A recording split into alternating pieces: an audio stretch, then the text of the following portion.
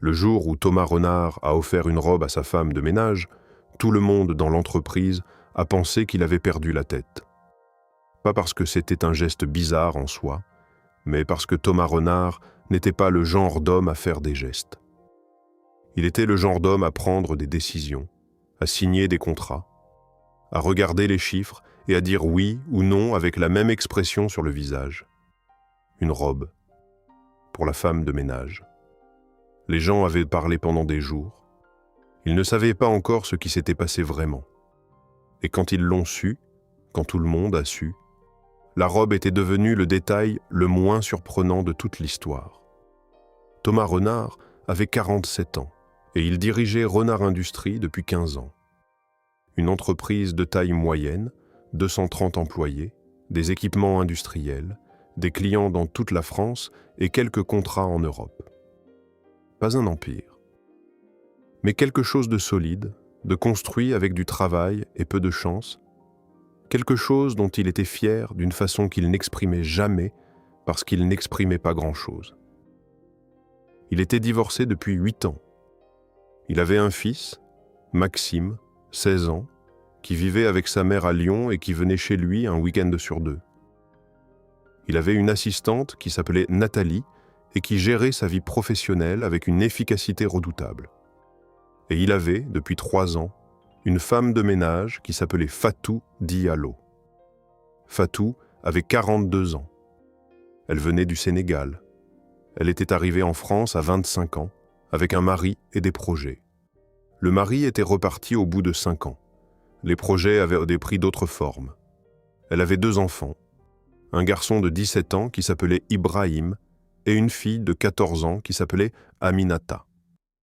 Elle travaillait pour une société de nettoyage qui avait le contrat avec Renard Industries et elle venait tous les matins à 6 heures, avant que les bureaux ne s'ouvrent, pour nettoyer les espaces communs, les couloirs, les sanitaires, la salle de réunion.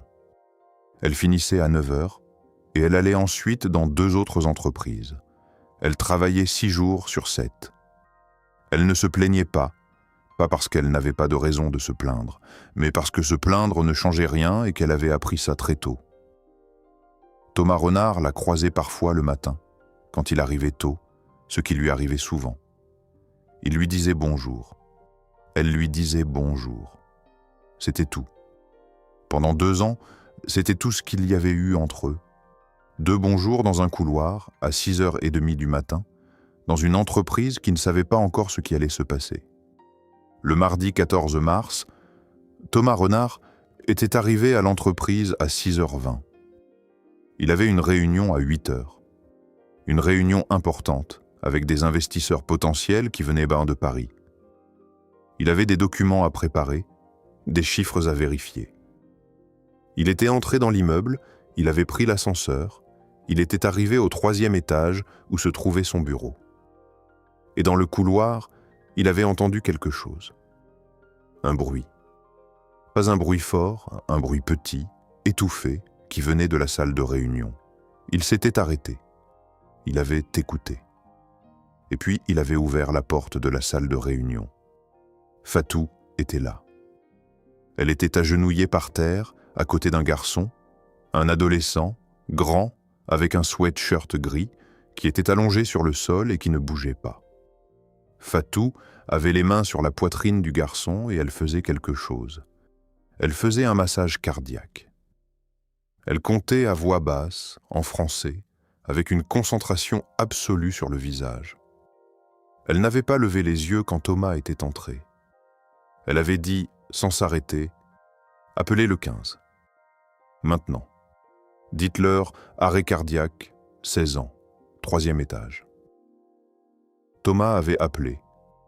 Il avait dit ce qu'elle lui avait dit de dire. Et pendant qu'il appelait, il regardait Fatou, cette femme qu'il croisait dans les couloirs depuis 2 ans et à qui il disait bonjour, cette femme qu'il ne connaissait pas vraiment, qui était agenouillée sur le sol de sa salle de réunion et qui était en train de sauver la vie de quelqu'un avec ses mains. Le garçon, c'était Maxime, son fils. Maxime qui était censé être à Lyon avec sa mère, Maxime qui avait 16 ans et qui avait décidé, sans prévenir personne, de prendre le train pour venir voir son père parce qu'il avait quelque chose à lui dire. Quelque chose d'important, quelque chose qu'il n'arrivait pas à dire par téléphone. Il était arrivé tôt, trop tôt. Il avait attendu dans le hall, et puis il était monté. Et dans la salle de réunion, il avait eu un malaise. Une arythmie cardiaque, les médecins diraient pour plus tard. Une anomalie congénitale que personne ne savait pas, que personne n'avait détectée. Son cœur s'était arrêté. Et Fatou, qui nettoyait la salle de réunion ce matin-là, avait été là. Elle avait une formation de secouriste. Elle l'avait faite 10 ans plus tôt, en Sénégal, dans le cadre d'un programme communautaire. Elle avait renouvelé sa certification 2 fois depuis. Pas parce qu'elle en avait besoin pour son travail, parce qu'elle pensait que savoir sauver une vie était une chose que tout le monde devrait savoir. Elle avait vu Maxime tomber. Elle avait vérifié son pouls. Elle avait commencé le massage cardiaque. Elle avait fait tout ça en moins de 30 secondes, avec la précision de quelqu'un qui a appris et qui n'a pas oublié. Le SAMU était arrivé en 9 minutes. 9 minutes pendant lesquelles Fatou n'avait pas arrêté. Quand les secouristes avaient pris le relais, elle s'était levée, elle avait reculé et elle avait regardé ses mains. Thomas était à côté d'elle. Il ne savait pas quoi dire. Il avait dit « C'est mon fils ». Fatou avait dit « Je sais, je l'ai vu sur la photo dans votre bureau ». Elle avait dit ça simplement, comme si c'était une information pratique. Thomas avait dit « Vous avez… » Il n'avait pas fini la phrase.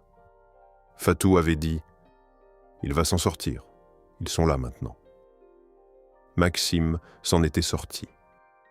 Il avait passé 3 jours en réanimation, puis 1 semaine en cardiologie. L'anomalie avait été identifiée et traitée. Un défibrillateur implantable avait été posé. Il allait vivre une vie normale avec quelques précautions. Il allait vivre. Thomas Renard avait passé ses 10 jours à l'hôpital à côté de son fils. Il avait appelé son ex-femme, Isabelle, qui était arrivée de Lyon le soir même. Ils avaient été là ensemble, dans cette chambre d'hôpital, avec leur fils entre eux, et quelque chose s'était passé entre eux aussi. Pas une réconciliation, pas quelque chose de romantique, juste 2 parents qui réalisaient que certaines choses comptaient plus que leurs différends. Ils avaient parlé, vraiment parlé, pour la première fois depuis des années. Maxime, quand il avait pu parler, avait dit qu'il était venu pour dire à son père qu'il voulait travailler avec lui, qu'il voulait apprendre le métier, qu'il voulait être là. Thomas avait dit « Tu aurais pu me le dire par téléphone ?» Maxime avait dit « Non, ce genre de choses, ça se dit en face. » Thomas était retourné à l'entreprise le 12e jour. Il avait une pile de dossiers qui l'attendaient, des décisions à prendre, des gens à voir. Mais avant tout ça, il avait fait quelque chose.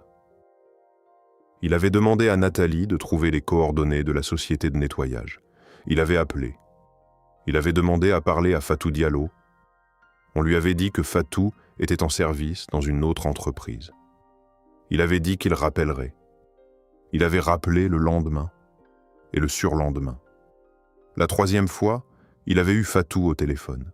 Il avait dit « Madame Diallo, je suis Thomas Renard ». Il y avait eu un silence. Fatou avait dit « Oui, monsieur Renard ». Il avait dit « Je voulais vous remercier ». Fatou avait dit « Vous n'avez pas à me remercier ». Il avait dit « Si, vous avez sauvé la vie de mon fils ». Fatou avait dit « J'ai fait ce que j'avais appris à faire ». Il avait dit « Est-ce que je peux vous voir ?» Fatou avait dit « Pourquoi faire ?» Il avait dit « Pour vous remercier correctement ». Il s'était vu le vendredi suivant dans son bureau. Fatou était venue après son service. Elle avait encore son uniforme de travail, une blouse bleue avec le logo de la société de nettoyage. Elle s'était assise en face de lui avec cette façon qu'elle avait de s'asseoir, droite, attentive, sans chercher à prendre plus de place que nécessaire. Thomas avait dit « Maxime va bien, il va rentrer chez lui la semaine prochaine ». Fatou avait dit « Je suis contente ». Il avait dit grâce à vous. Elle avait dit, grâce au SAMU aussi. Il avait dit, vous avez maintenu son cœur en vie pendant 9 minutes. Sans vous, le SAMU arrivait trop tard. Fatou n'avait rien dit. Elle regardait ses mains. Thomas avait dit, je veux faire quelque chose pour vous, pas pour acheter ce que vous avez fait. On ne peut pas acheter ça. Mais pour vous montrer que je comprends ce que vous avez fait. Il avait dit, qu'est-ce dont vous avez besoin? Fatou avait dit, je n'ai besoin de rien. Il avait dit, tout le monde a besoin de quelque chose. Elle avait dit, mon fils Ibrahim, il veut faire des études d'ingénieur. Il a les notes, mais les frais de scolarité. Elle s'était arrêtée. Elle avait dit, c'est pas pour ça que je vous dis ça. Je voulais pas... Thomas avait dit, non, continuez. Elle avait dit, il a été accepté dans une école à Bordeaux, mais je peux pas payer. Alors il va faire autre chose, quelque chose de moins cher. Elle avait dit, c'est pas un drame. Il trouvera sa voie. Mais sa façon de dire ça, cette façon de minimiser, de mettre de côté quelque chose qui lui coûtait, Thomas l'avait entendu. Il avait dit, je vais m'occuper des frais de scolarité d'Ibrahim. Fatou avait dit, non. Il avait dit, si. Elle avait dit, Monsieur Renard. Il avait dit, Madame Diallo, vous avez sauvé mon fils unique. Je vais m'occuper des études du vôtre. C'est pas de la charité, c'est de la justice peut-être. Fatou l'avait regardé pendant un long moment. Et puis elle avait dit, d'accord. Elle avait dit ça d'une voix qui ne tremblait pas, mais dans ses yeux il y avait quelque chose. Quelque chose qui ressemblait à du soulagement et à de la fierté en même temps. La fierté de quelqu'un qui accepte quelque chose sans se sentir diminué. La robe, la fameuse robe dont tout le monde avait parlé, c'était venu après. Thomas avait voulu faire quelque chose de plus immédiat, quelque chose de concret et de personnel. Il avait demandé à Nathalie, qui avait levé les yeux au ciel, mais qui avait fait ce qu'il demandait, de trouver une boutique de vêtements corrects et d'acheter quelque chose de beau pour une femme de 42 ans. Nathalie avait dit « Vous savez sa taille ?» Thomas avait dit « Non ». Nathalie avait dit « Sa couleur préférée ?» Thomas avait dit « Non ». Nathalie avait dit « Monsieur Renard, avec tout le respect que je vous dois, vous ne savez rien de cette femme. » Thomas avait dit « Je sais qu'elle a sauvé mon fils. » Nathalie avait dit « D'accord. » Et elle était allée acheter une robe. C'était une robe bleu marine, simple et élégante, avec une coupe qui était à la fois sobre et belle. Nathalie avait du goût. C'était une des raisons pour lesquelles Thomas la gardait depuis 10 ans. Fatou avait reçu la robe avec une expression que Thomas n'avait pas su lire exactement. Elle avait dit « C'est très beau ». Elle avait dit « Merci ». Et puis elle avait dit quelque chose que Thomas n'avait pas attendu. Elle avait dit « Je ne sais pas où je vais la mettre ». Elle avait dit ça sans amertume, juste comme un constat. Ma vie, c'est pas beaucoup d'occasions pour une robe comme ça. Thomas avait dit « Alors on va trouver une occasion ». Il avait dit ça sans réfléchir. Et il avait réalisé, une seconde après, qu'il venait de dire quelque chose qu'il n'avait pas prévu de dire. L'occasion s'était présentée 3 semaines plus tard, et elle n'était pas du tout ce que Thomas avait imaginé, si tant est qu'il avait imaginé quelque chose. Renard Industries était en négociation depuis 6 mois avec un groupe allemand, Hartmann GmbH, un fabricant d'équipements de précision basé à Munich. C'était le contrat le plus important que Thomas avait jamais essayé de décrocher. Pas seulement en termes financiers, en termes de positionnement. Si Renard Industries devenait fournisseur de Hartmann, ça changeait tout. Ça ouvrait des portes en Europe. Ça donnait à l'entreprise une dimension qu'elle n'avait pas encore. Les négociations avaient été longues et difficiles. Les Allemands étaient précis, exigeants, méticuleux. Ils voulaient des garanties sur tout, les délais, la qualité, les processus. Thomas avait fait venir ses meilleurs ingénieurs, Il avait préparé des dossiers exhaustifs. Il avait répondu à chaque question avec une précision qui lui avait coûté des semaines de travail. Et maintenant, la réunion finale approchait. La réunion où tout se déciderait. Le problème s'était présenté 4 jours avant la réunion. Le directeur commercial de Thomas, un homme qui s'appelait Bertrand Lacombe, qui connaissait le dossier Hartmann mieux que quiconque, qui avait participé à toutes les négociations depuis le début, avait eu un accident. Pas grave, une fracture du poignet, une commotion légère. Mais il était à l'hôpital. Il ne pouvait pas se déplacer et la réunion avec Hartmann était dans 4 jours à Paris. Thomas avait passé 2 jours à chercher une solution. Il avait regardé son équipe. Qui pouvait remplacer Bertrand? Qui connaissait le dossier suffisamment? Qui avait la stature pour représenter l'entreprise face à des négociateurs allemands qui avaient vu des dizaines de fournisseurs et qui savaient exactement ce qu'ils voulaient? Il avait des gens compétents. Mais personne qui avait à la fois la connaissance du dossier et la présence nécessaire. Bertrand était irremplaçable, c'était le problème. Le soir du 2e jour, Thomas était resté tard au bureau.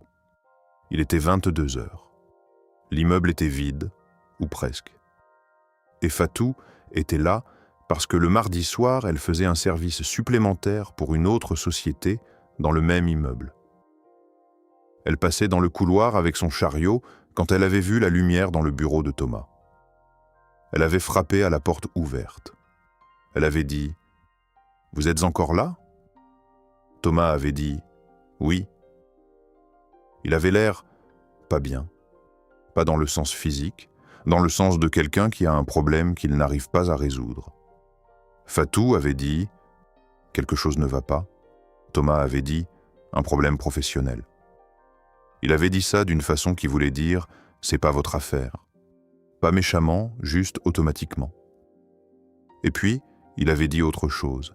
Il avait dit « Mon directeur commercial est à l'hôpital. J'ai une réunion cruciale dans 4 jours à Paris. Je n'ai personne pour le remplacer. » Il avait dit ça, et il avait regardé Fatou comme s'il se demandait pourquoi il lui disait ça. Fatou avait dit « Quel type de réunion ?» Thomas avait dit « Une négociation avec un groupe allemand pour un contrat de fourniture d'équipement. » Fatou avait dit « Vous avez les documents ?» Thomas avait dit « Oui. » Fatou avait dit « Je peux regarder ?» Thomas l'avait regardé. Il avait dit « Pourquoi ?» Fatou avait dit « Parce que peut-être que je peux vous aider à trouver quelqu'un. » Thomas avait dit « Vous connaissez des négociateurs commerciaux ?» Fatou avait dit « Je connais des gens. » Elle avait dit ça d'une façon simple, sans chercher à impressionner. Thomas avait hésité. Et puis il avait poussé le dossier vers elle. Fatou avait lu. Pas vite, attentivement. Elle avait lu les spécifications techniques, les conditions contractuelles, les échanges de mails avec Hartmann. Thomas la regardait. Il ne savait pas ce qu'il attendait. Il attendait peut-être qu'elle dise « c'est compliqué » ou « je comprends pas tout ». Elle n'avait pas dit ça. Elle avait lu pendant 20 minutes, en silence. Et puis elle avait dit « le problème principal, c'est la clause de pénalité sur les délais. Ils veulent 15% par semaine de retard. C'est trop. Vous pouvez pas accepter ça. » Thomas avait dit « je sais. C'est ce que Bertrand voulait renégocier. » Fatou avait dit « et la garantie sur les pièces de rechange. 2 ans, c'est standard dans votre secteur. » Thomas avait dit « oui. » Fatou avait dit « alors pourquoi ils demandent 3 ans ?» Thomas avait dit « parce qu'ils peuvent.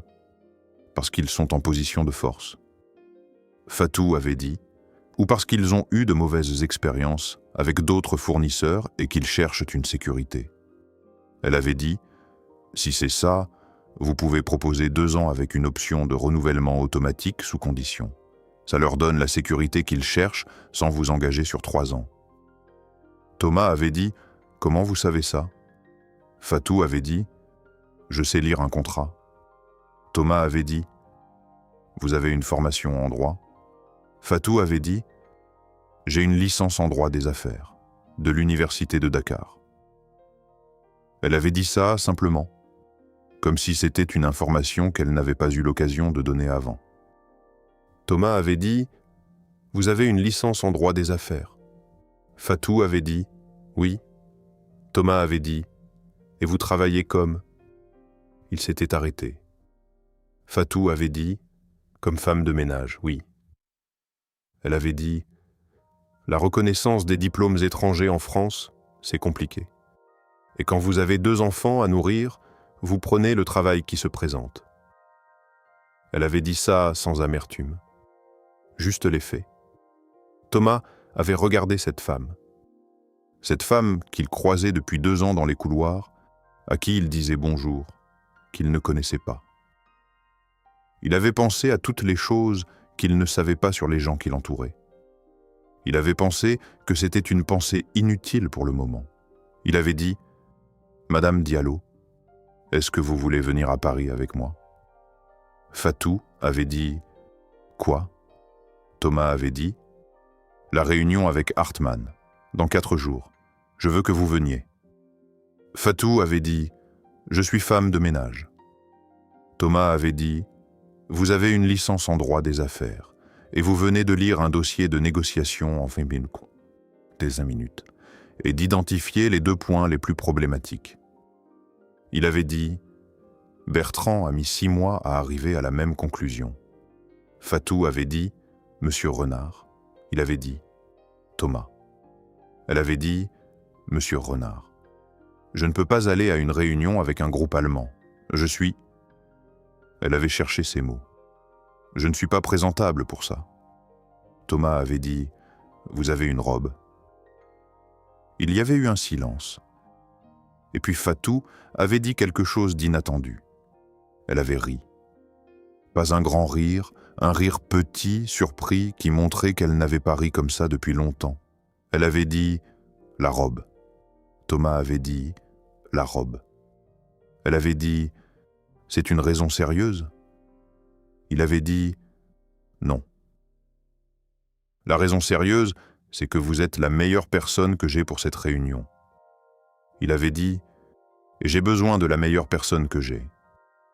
Fatou avait dit « je dois réfléchir ». Thomas avait dit « vous avez jusqu'à demain matin ».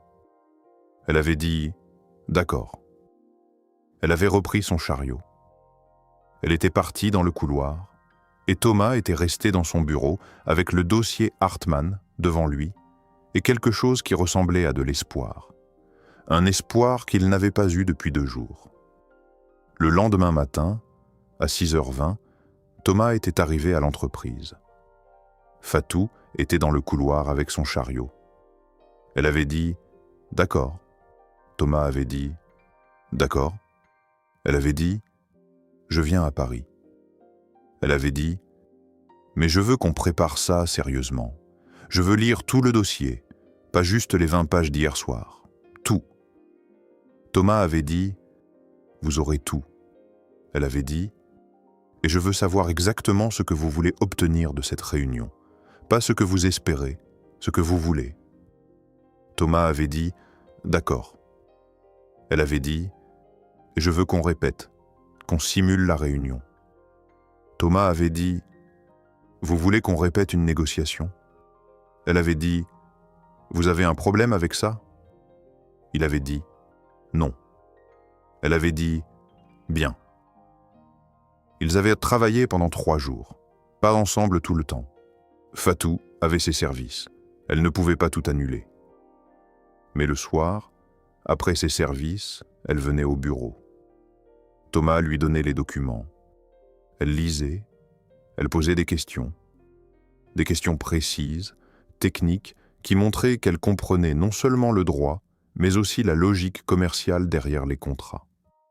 Elle avait une façon de voir les choses qui n'était pas celle de Bertrand.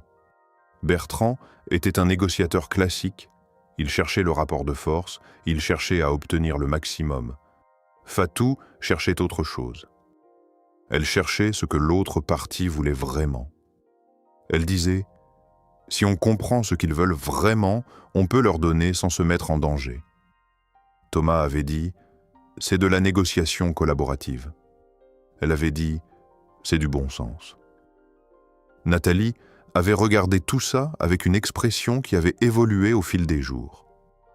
Le premier jour, elle avait regardé Fatou avec une politesse froide, la politesse de quelqu'un qui ne comprend pas ce qui se passe et qui n'est pas sûr d'approuver. Le deuxième jour, elle avait commencé à écouter les échanges entre Thomas et Fatou. Le troisième jour, elle avait dit à Thomas, en privé, « Elle est très bonne ». Thomas avait dit « Je sais ». Nathalie avait dit « Où est-ce qu'elle a appris ça ?» Thomas avait dit « À l'université de Dakar ». Nathalie avait dit « Ah ».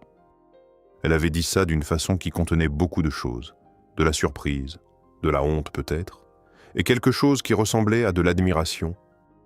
La simulation de réunion avait eu lieu le troisième soir. Thomas avait joué le rôle des négociateurs de Hartmann. Il connaissait leurs arguments, il savait comment ils raisonnaient. Fatou avait joué le rôle de la représentante de Renard Industries. Et ce qui s'était passé pendant cette simulation avait surpris Thomas. Pas parce que Fatou était brillante, il savait déjà qu'elle était brillante, mais parce qu'elle avait une façon de gérer la pression qui était différente de tout ce qu'il avait vu. Quand Thomas, dans le rôle des Allemands, avait durci le ton, avait posé des questions difficiles, avait essayé de la déstabiliser, elle n'avait pas réagi. Elle avait écouté. Elle avait répondu avec calme. Elle avait dit des choses comme « Je comprends votre préoccupation » et « Permettez-moi de vous montrer comment on peut répondre à ça ». Des phrases simples, mais dites d'une façon qui désarmait. Thomas avait dit, après la simulation, « Vous avez déjà négocié avant ?» Fatou avait dit, « Pas dans un contexte professionnel comme ça ». Thomas avait dit, « Alors comment ?» Elle avait dit, « J'ai négocié ma vie pendant 20 ans. Les propriétaires qui voulaient pas louer à une femme seule avec 2 enfants. Les administrations qui perdaient à mes dossiers. Les employeurs qui payaient pas les moins parce qu'ils pensaient que j'avais pas le choix. » Elle avait dit, « Quand vous négociez votre vie, vous apprenez vite. » Le jour de la réunion, ils avaient pris le train de 7 heures pour Paris. Thomas en costume sombre, Fatou dans la robe bleu marine. Elle l'avait mise pour la première fois ce matin-là.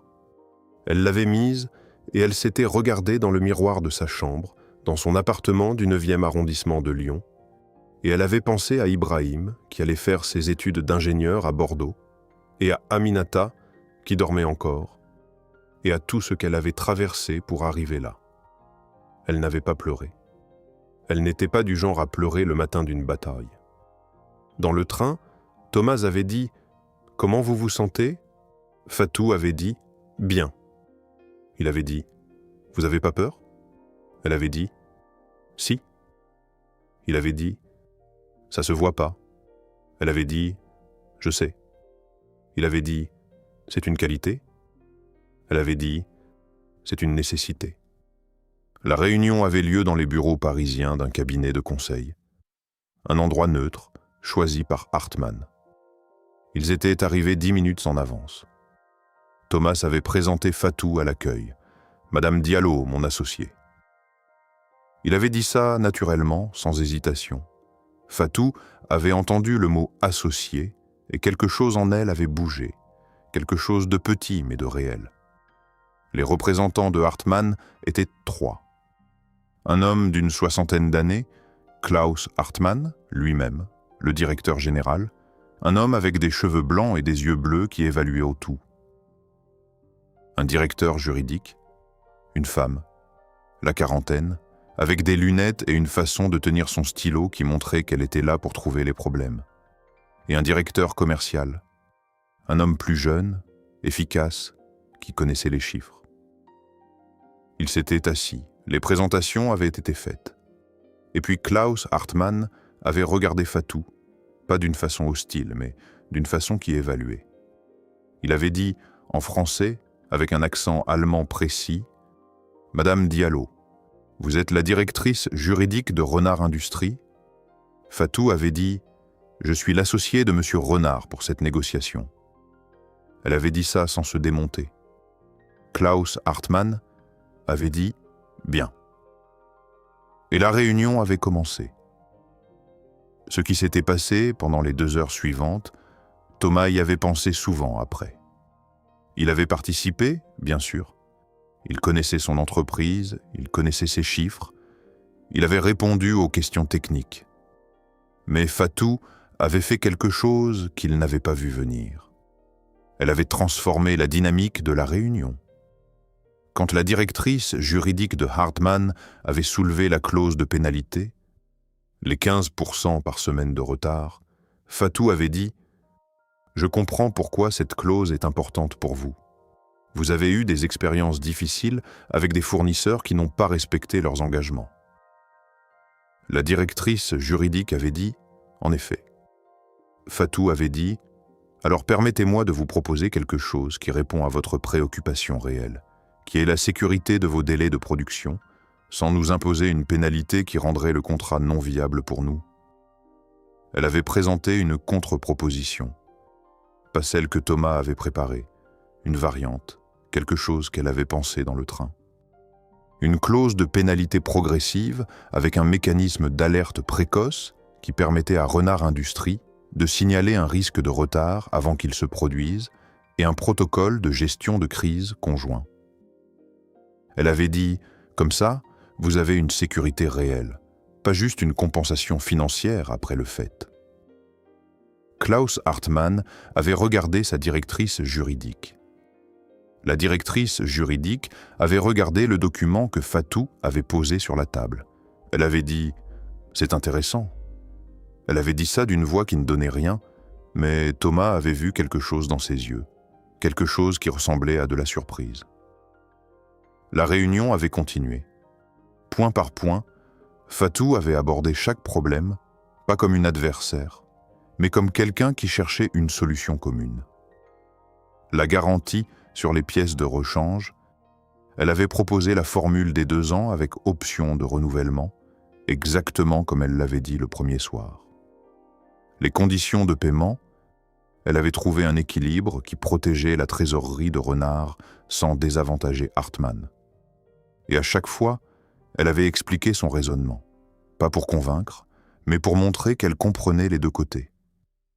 À un moment, Klaus Hartmann avait dit quelque chose en allemand à sa directrice juridique. Thomas ne parlait pas allemand. Fatou, elle, avait répondu en allemand. Pas couramment, mais suffisamment. Elle avait dit quelque chose de bref, avec un sourire. Klaus Hartmann avait eu une expression que Thomas n'avait jamais vue sur le visage d'un négociateur, quelque chose qui ressemblait à du plaisir. Il avait dit, en français, « Vous parlez allemand ?» Fatou avait dit, « Un peu. J'ai appris pendant le confinement. J'avais du temps. » Klaus Hartmann avait dit, « Vous avez appris l'allemand pendant le confinement ?» Fatou avait dit, « Et le portugais. Mais le portugais m'a moins servi aujourd'hui. » Klaus Hartmann avait ri. Un vrai rire. Pas le rire poli des réunions d'affaires. Un rire de quelqu'un qui vient de rencontrer quelqu'un qu'il n'attendait pas. La réunion s'était terminée 2h30 après avoir commencé. Pas avec un accord signé, ça ne se faisait pas comme ça. Il y aurait des documents à préparer, des validations internes. Mais avec quelque chose de plus important, une atmosphère. Une atmosphère qui disait que les 2 parties voulaient que ça marche. Klaus Hartmann avait serré la main de Thomas. Et puis, il avait serré la main de Fatou. Il avait dit « Madame Diallo, c'était un plaisir ». Il avait dit ça d'une façon qui n'était pas de la politesse, qui était de la sincérité. Dans le couloir, après que les représentants de Hartmann étaient partis, Thomas s'était arrêté. Il avait regardé Fatou, il avait dit « Vous parlez allemand ». Fatou avait dit « Un peu ». Il avait dit « Vous avez appris l'allemand pendant le confinement ». Elle avait dit « J'avais du temps. Les enfants faisaient leurs devoirs. Je regardais des vidéos. » Il avait dit « Et le portugais ?» Elle avait dit « Et l'espagnol ?» Mais l'espagnol, je l'avais déjà un peu. Thomas avait dit « Fatou ». Il avait dit son prénom pour la première fois. Elle avait dit « Oui ». Il avait dit qu'est-ce que vous faites dans mon entreprise à nettoyer des bureaux ? Elle avait dit « Je gagne ma vie ». Il avait dit « Non, je veux dire, qu'est-ce que vous faites là alors que vous devriez être ?» Il avait cherché ces mots. Elle avait dit « Ailleurs ?» Il avait dit « Oui ». Elle avait dit « La vie ne va pas toujours où on pense qu'elle devrait aller ». Elle avait dit « Mais parfois, elle va là où elle doit aller ». Dans le train du retour, Thomas avait dit « Je veux vous proposer quelque chose ». Fatou avait dit « Quoi ?» Il avait dit « Un poste, dans l'entreprise, pas femme de ménage ». Elle avait dit « Quel poste ?» Il avait dit « Je ne sais pas encore exactement ». Quelque chose qui correspond à ce que vous savez faire. Elle avait dit « Vous savez pas encore ce que je sais faire ». Il avait dit « J'en sais assez ». Elle avait dit « Monsieur Renard ».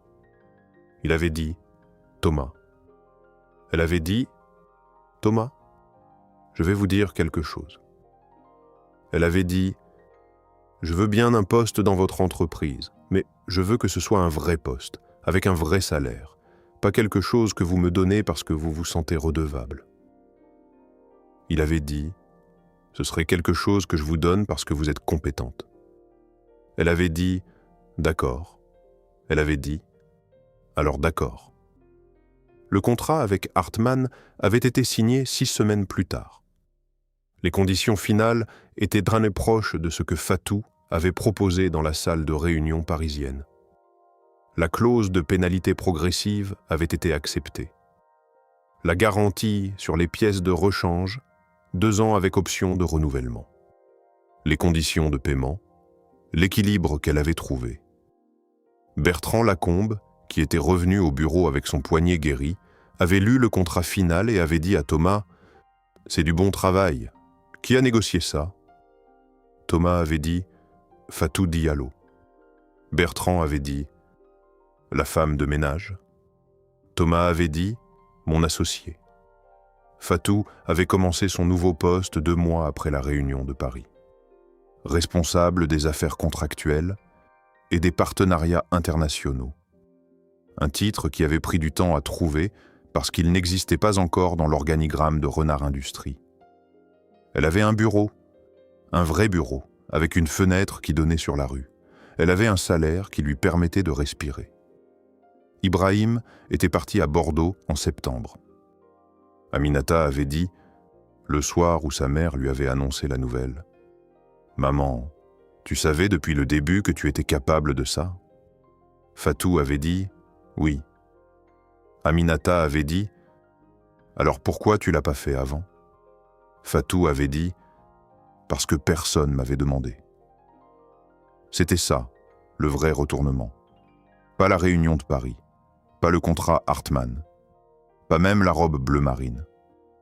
Le fait que pendant 20 ans, Fatou Diallo avait nettoyé des bureaux, des couloirs, des sanitaires, avec une licence en droit des affaires, avec la capacité de lire un contrat en 20 minutes et d'identifier les points problématiques, avec la capacité d'apprendre l'allemand pendant un confinement parce qu'elle avait du temps et qu'elle ne savait pas comment ne pas apprendre. Pendant 20 ans, elle avait été là. Et personne n'avait demandé. Thomas Renard avait offert une robe à sa femme de ménage. Et sa femme de ménage lui avait rendu quelque chose qu'il ne savait pas qu'il cherchait. Pas juste un contrat, pas juste une négociatrice. Une façon différente de regarder les gens qui l'entouraient. Une façon de se demander, avant de dire bonjour dans un couloir et de continuer son chemin, ce qu'il y avait derrière ce bonjour.